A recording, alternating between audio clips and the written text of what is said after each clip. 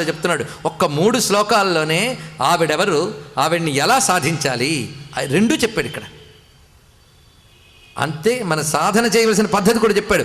ధ్యానైక దృశ్యా, ఆవిడిని అంతటా వ్యాపించిన ఆ తల్లిని, అఖిలమునకు ఆధారమైన తల్లిని, సతసత్కర్మ రూపిణైనటువంటి తల్లిని నువ్వు చూడాలంటే ధ్యాన ఏక దృశ్య, ధ్యానమునకు మాత్రమే కనబడుతుంది ఆ తల్లి, మరిదేనికి కనబడదు. గుర్తుపెట్టుకోండి, ఎన్ని ప్రయత్నాలు చేసినా కనబడుతా.